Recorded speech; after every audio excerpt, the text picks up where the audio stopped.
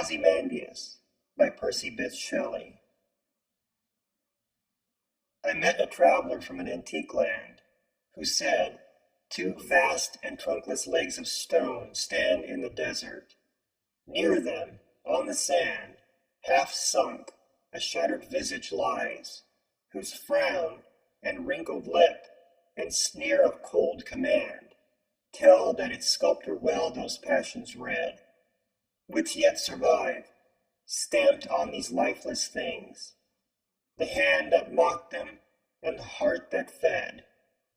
And on the pedestal these words appear: "My name is Ozymandias, King of Kings. Look on my works, ye mighty, and despair. Nothing beside remains.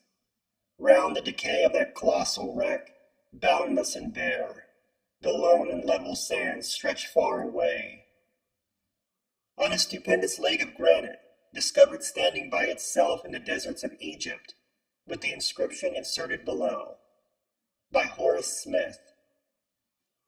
In Egypt's sandy silence, all alone, stands a gigantic leg, which far off throws the only shadow that the desert knows. I am great Ozymandias, saith the stone, the King of Kings. This mighty city shows the wonders of my hand. The city's gone, naught but the leg remaining to disclose the site of this forgotten Babylon. We wonder, and some hunter may express wonder like ours, when through the wilderness, where London stood, holding the wolf in chase, he meets some fragments huge, and stops to guess what powerful but unrecorded race once dwelt in that annihilated place." Shelley and Smith wrote their poems as a competition. Shelley's poem was published first, then Smith's in the same magazine. Ozymandias is the Greek name for Ramses II. Ramses II reigned from 1279 to 1213 BC and was known as Ramses the Great. Shelley's use of the name Ozymandias makes him sound more exotic, and he calls him a king instead of a pharaoh, perhaps for the sake of his audience. The first impression of Ozymandias in Shelley's poem is one that is described to the narrator by the traveler.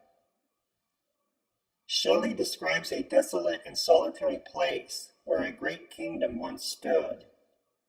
The imagery presented by Shelley is that of a fallen king that once ruled with absolute authority.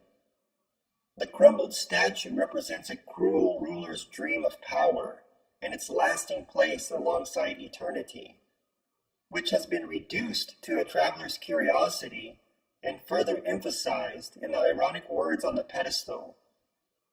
The traveler says the sneer and the cold command on the statue's face is the only remnant of this ancient civilization's ruler.